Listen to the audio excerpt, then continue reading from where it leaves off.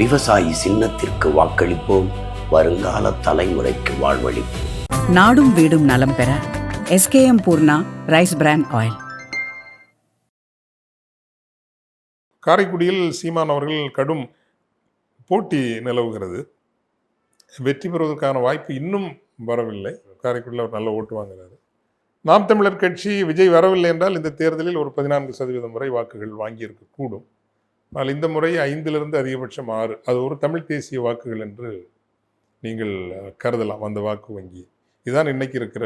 அப்போ திமுகவை பொறுத்த வரைக்கும் அந்த எதிர்ப்பு அலை அப்படின்லாம் சொல்லுவாங்கல்ல ஒவ்வொரு தடவையும், அந்த மாதிரிலாம் எதுவுமே எந்த ஃபேக்டருமே இல்லையா? 2 ஃபேக்டர். ஒரு பக்கம் வந்து கரண்ட் பில் ஏறிடுச்சுங்கிறாங்க, இன்னொரு பக்கம் வந்து மக்களை சந்திக்கும் போது எங்களுக்கு பல்வேறு திட்டங்கள் வரல அப்படின்னு சொல்றதையும் நம்ம பார்க்குறோம். இந்த மாதிரி விஷயங்கள்லாம் எதுவுமே வந்து இந்த தேர்தலில் பிரதிபலிக்க போகிறது இல்லையா? 2. ஒன்று, அவர்கள் தேர்தலை இலக்கு வைத்து சில திட்டங்களை முன்னெடுத்தார்கள். குறிப்பாக பெண்களுக்கு நேரடியாக 5,000 ரூபாய் அனுப்பியது வச்சுக்கலாம். ஏற்கனவே விடியல் பயணம், இலவச பேருந்து பயணம், பெண்களுக்கு உரிமை தொகை, பெண்கள் மாணவியர்களுக்கான சிறப்பு திட்டங்கள், இதனால் வந்து ஓரளவுக்கு முதன்முறையாக, வரலாற்றிலேயே முதன்முறையாக பெண்களின் ஆதரவை திராவிட முன்னேற்ற கழகம் பெற்றிருந்தது. ஆனால் விஜயனுடைய வருகை இது எல்லாத்தையும் கொஞ்சம் மங்கலாக மாற்றி இருக்கிறது. ரொம்ப எடுக்கலை. ஆன்டி இன்கம்பன்சியை பொறுத்த வரைக்கும் திமுக மீது அதிருப்திகள் இருக்கின்றன.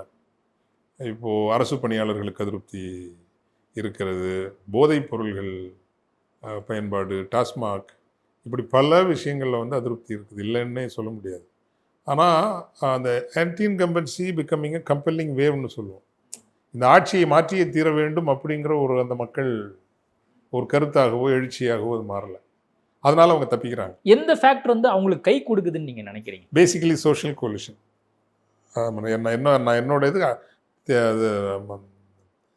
தேர்தல் அரசியலினுடைய முதல் பாயிண்ட்டுங்கிறதே எப்படிப்பட்ட ஒரு சமூக கூட்டணியை நீங்கள் உருவாக்குகிறீர்கள். அப்படி நீங்கள் பார்க்குற போது மொழி வழி சிறுபான்மையினர், தெலுங்கு பேசுகின்ற நாயுடு ரெட்டியார், இந்த சமூகத்தினர், வட தமிழகத்து பறையர்கள், தலித் சமூகம், அருந்ததியர்கள் மிக கணிசமாக, மதவழி சிறுபான்மையினர், இஸ்லாமியர்கள், கிறிஸ்தவர்கள். விஜய்க்கு கொஞ்சம் ஒரு சின்ன இது போகுமே தவிர. அதில் இஸ்லாமியர்கள் எந்த அளவுக்கு? இஸ்லாமியர் வந்து நீங்கள் 95% இந்த தடவை மொபிலைஸ் ஆவாங்க. பெண்கள் கொஞ்சம் பேர் விஜய்க்கு போடுறாங்க. பட் அது ரொம்ப என்ன ஒரு ஒரு டிஃபைனிங் பர்சன்டேஜ்னு சொல்ல முடியாது. கிறிஸ்டியன்ஸில் என்ன நடக்கும்னா, பழைய தேர்தல்களில் அணி திரண்டு வாக்களிக்க வந்தார்கள். ஆனால் திமுக மேலே நிறைய அதிருப்தி இருக்குது. அதனால் அணி திரண்டு வரமாட்டார்கள். 70% பேர் வாக்களிக்க வருவார்கள். அதில் ஒரு 20% பேர் விஜய் அவர்களுக்கும், 50% திராவிட முன்னேற்ற கழக கூட்டணிக்கும் கிடைக்கும். இதுதான் அவங்களோட சோஷியல் கோலிஷன் நம்பர் 1. அலையன்ஸ் கடைசி கட்டத்தில் கொஞ்சம் ஒரு கெமிஸ்ட்ரியை நீங்கள் கிரியேட் பண்ணும். நான் சொன்னேன் இல்லைங்களா, நான் மதுரை இது கள ஆய்வுக்கு செல்கிற போது அதிமுக 60, டிஎம்கே 40 அல்லது 30ங்கிற கருத்தில் தான் போனேன். ஆனால் இப்போ அங்கே பார்க்குறப்போ வந்து டிஎம்கே 80, ஏடிஎம்கே ஒன்லி 20%ங்கிற மாதிரி வருது. தேமுதிக இந்த பக்கம் இருக்குது, இன்னொரு பக்கம் சசிகலா ஓட்டை பிரிக்கிறாங்க, ஓபிஎஸ் இந்த பக்கம் வந்துட்டார். ஸோ அந்த அக்ரகேஷன் சொல்லுவோம் இல்லைங்களா. ஸோ அப்படி வந்து இவங்க நீங்கள் ஒரு களத்தை சந்திக்கிற போதே ஏறக்குறைய 30% வாக்குகளோடு சந்திக்கிறீர்கள். அல்லது நீங்கள் உங்கள் கட்சிக்காரங்களையும் சேர்த்திங்கன்னா 35%. இனி ஃபினான்ஷியல் பவர் இருக்கும். இன்னைக்கெல்லாம் இப்படி ஒரு 1000 ரூபா போயிருக்கும். முன்ன மாதிரி அந்த பணம் முழுசாக வேலை செய்யாதுனாலும் அது ஒரு வேலையை செய்யாமல் இருக்காது. நாங்கள் பணமே கொடுக்காம வந்து இந்த தேர்தலை சந்திக்கிறோம்னு சொல்லி நாம் தமிழர் கட்சியும் தாவேக்காவும் தொடர்ந்து சொல்லிக்கிட்டே இருக்கிறாங்க. பாராட்டத்தக்க விஷயம் தான், மிகவும் பாராட்டத்தக்க விஷயம். அதில் ஒன்றும் மாற்று கருத்தே இல்லை. பணம் கொடுத்து நம்ம வாக்காளர்களையே ஊழல் மையப்படுத்துவது என்பது மிகவும் தவறான. கூட்டம் ஒரு பக்கம் திரட்டுறதுக்கு பணம் கொடுக்குறாங்க, வாக்கு எங்கள் கட்சிக்கு போடணும் அப்படின்னு சொல்லி பணம் கொடுக்குறாங்க. ஆனால் இந்த 2 கட்சிகளுமே அதை செய்யறதே இல்லை. இருந்தாலும் உங்களுடைய அந்த கருத்து கணிப்புகளாகட்டும் அல்லது மற்ற கருத்து கணிப்பு திரும்ப திமுக தான் வருது அப்படின்னு ஒரு சர்வேல வருது இல்லை. இதை எப்படி புரிஞ்சுக்கிறது? மக்கள் மனநிலை என்னவா இருக்க? இல்லை, அதான் அடிப்படையில் நீங்கள் சமூக கூட்டணியை உருவாக்கவில்லை என்றால் தேர்தல் அரசியலை எதிர்கொள்ள முடியாது. அதே போல் நீங்கள் ஒரு கொள்கை கட்டமைப்பு சமூக கூட்டணியை விஜய் அவர்கள் இந்த 5 ஆண்டுகளில் உருவாக்கினால் அடுத்த தேர்தலில் ஒரு ரியலி காம்படிட்டிவ் லீடராக அவர் வந்து நிற்பார். அப்படி இல்லைன்னா அவரும் இன்னொரு சிவாஜி கணேசன், இன்னொரு கமலஹாசன், இன்னொரு விஜயகாந்த், அப்படியே தான் அவர் முடிஞ்சு போவார். கொள்கை எந்த அளவுக்கு வந்து கட்சிக்கு முக்கியம்னு நினைக்கிறீங்க? இப்போ இந்த தேர்தலையே பல்வேறு சர்வேக்கள் வந்திருக்கக்கூடிய அடிப்படையில் பார்க்கும்போது 19% 25 வரைக்கும் வருது அப்படின்னு வந்து சொல்றாங்க விஜய்க்கு, தாவேகாவுக்கு. இனிமேல் அந்த கொள்கைங்கிறது இளைஞர்கள் மத்தியிலையும் பெண்கள் மத்தியிலையும் எந்த அளவுக்கு தேவைப்படும் அப்படிங்கிற ஒரு ஃபேக்டர் எதுவும் வந்துருச்சா? இந்த நீங்கள் அதுதான் கொள்கை எங்கே வரும் அப்படின்னு கேட்டிங்கன்னா, இப்போ உங்களுக்கு பழைய நீங்கள் எம்ஜிஆர் வரலாற்றை எடுத்து பார்த்தீங்கன்னா, இந்த ரிசர்வேஷனை அவர் கட் பண்ணார். இப்போ நமக்கு 60% இருக்கு இல்லைங்களா, ஓபிசி ரிசர்வேஷன். அடுத்த தேர்தலில் தோற்று போகிறார், அவர் படுதோல்வி அடைகிறார். அப்போ தான் அவர் வந்து முதன் முறை தொடங்குகிற போது அவரோட அவருக்கு திரை கவர்ச்சி இருந்தது. ஆனால் அவருக்கு முன்னாடி நின்ன முகங்களை பார்த்தீங்கன்னா, நீங்கள் நெடுஞ்செழியன், எஸ்டி சோமசுந்தரம், இதெல்லாம் வந்து ஒரு திராவிட இயக்க கொள்கைகளில் புடமிடப்பட்டவர்கள். அந்த மாதிரி இங்கே எந்த முகமும், ஒரு முகம் கூட இல்லையே. கே செங்கோட்டையன் இருக்காரு, அவர் கொள்கை ஏங்க இவங்களெல்லாம் நீங்கள் யாரோட டிராவல் பண்ணாங்க? முக்கிய தலைவர்களோட டிராவல் பண்ணுவீங்க. இந்த கிரெடிபிள் ஃபேஸஸ்ன்னு சொல்கிறோம்ல. இப்போ நான் இப்போ திமுகவை சொல்கிறப்ப திருச்சி சிவா, நீங்கள் திமுகவுடன் உடன்படுகிறவர்களோ இல்லையோ, ஏதாவது ஒரு தமிழ் இனம் தொடர்பான ஒரு பிரச்சனைனா இவங்கள்ட்ட போய் பேசலான்னு ஒரு 10 பேர் இருக்காங்க, புரியும்.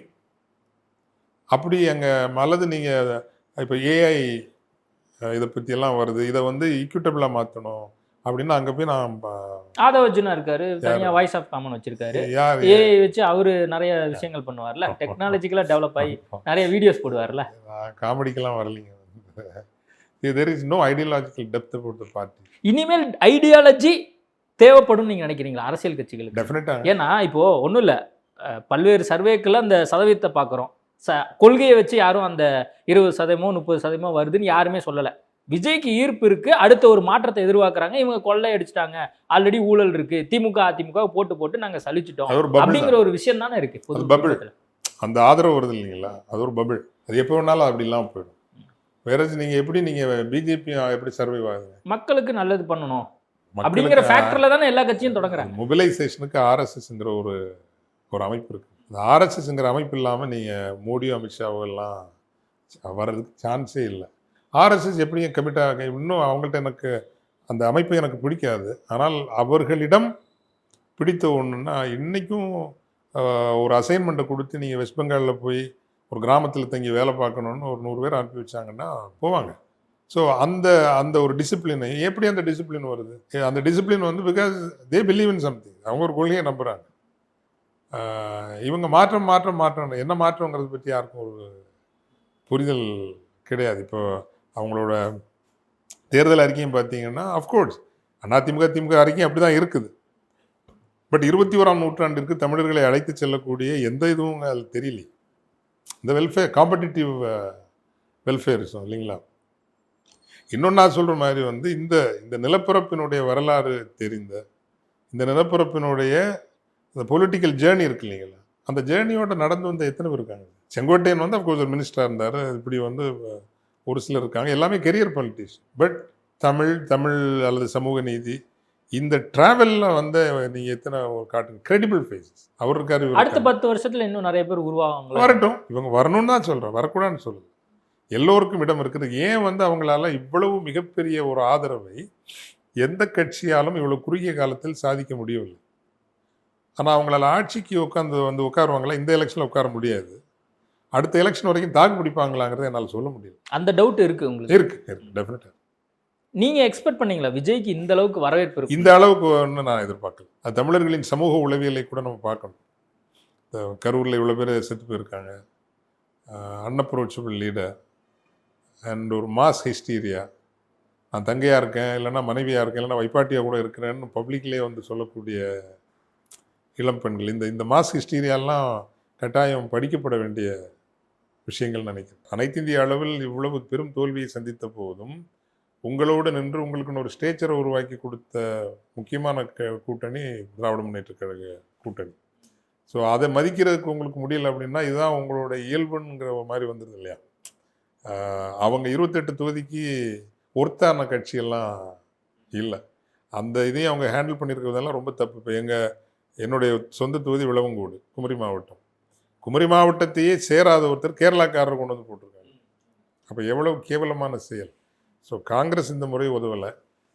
தேமுதிகவுக்கு கிரவுண்டெல்லாம் ஒன்றும் பெருசாக இல்லை. 10 தொகுதியில் நிற்கிறாங்க, பெரும்பாலும் அவங்க 3ல் தான் வெற்றி பெற பிரேமலதா அவங்க மகன் பிரேமலதாவே தடுமாறுறாங்க. இப்போ நேத்திக்கு வரக்கூடிய செய்திகளின்படி பிரேமலதாவே தடுமாறுவதாகத்தான் தெரிகிறது. ஆனால் சிபிஎம் சிபிஐ அந்த களப்பணியில் அவங்க ரொம்ப நாளாக வேலை செய்வாங்க, அது பார்க்க முடியுது. சிறுத்தைகள் கூட இந்த முறை ரொம்ப தடுமாறுறாங்க. இந்த முறை இப்போது கடந்த முறையே அருந்ததியர்கள் 80% திராவிட முன்னேற்ற கழகத்தை தான் வாக்களித்தாங்க. ஆனால் இந்த தடவை ஒரு 30% விஜய்க்கு போகுது. வட தமிழகத்து தலித் சமூகத்தில் பறையர்கள் மிகப்பெருவாரியாக 2021 திமுகவுக்கு ஓட்டு போட்டாங்க. இந்த முறை அதுலேயும் விஜய் பக்கமாக நிறைய போகுது. இந்த இடத்துல நீங்கள் ஏற்கனவே சொன்ன மாதிரி அது வந்து கவர்ச்சி அல்லது வந்து ஒரு கரிஷ்மா அப்படிங்கிற அடிப்படையில் அந்த மக்கள் வந்து விஜயை தேர்ந்தெடுக்கிறாங்களா, இல்லை நம்ம சமூகம் ஒரு சிறுபான்மை சார்ந்திருக்கக்கூடிய ஒரு முதலமைச்சர் வேட்பாளராக வரார் அப்படிங்கிற அடிப்படையில் வந்து அவரை முன்னிறுத்துறாங்க? இல்லை, கிறிஸ்டியன் ஓட்டு வெறும் மீனவர்கள் ஒரு தொகுப்பும் அந்த கிறிஸ்தவ வேளாளர்கள் ஒரு தொகுப்பு இருக்காங்க. அங்கே இருந்தால் சேதமாகுதே தவிர கிறிஸ்டியன் ஓட்டெல்லாம் அவருக்கு முழுசாக. கன்னியாகுமரியில் பயங்கரமான கூட்டம் வந்துச்சு. அது சும்மா நீங்கள் பார்க்கலாமே, நம்ம இன்னைக்கு பெட் வைக்கலாம். ஐபிசியோடு நான் பெட் வைக்கிறேங்க. 1 லட்சம் இல்லை 10 லட்சம் பெட் வைக்கிறேன். அங்கே மொத்தம் 6 தொகுதி, 5 தொகுதி திராவிட முன்னேற்ற கழக கூட்டணி தான் ஜெயிக்க போகுது. கூட்டம் வருவாங்க சார். அது வந்து உங்களுக்கு இந்த வெற்றிக்கான த்ரெஷோல்டு நுழைவாயில் இருக்குல்ல. விவசாயி சின்னத்திற்கு வாக்களிப்போம், வருங்கால தலைமுறைக்கு வாழ்வளிப்போம். நாடும் வீடும் நலம் பெற SKM Poorna rice brand oil.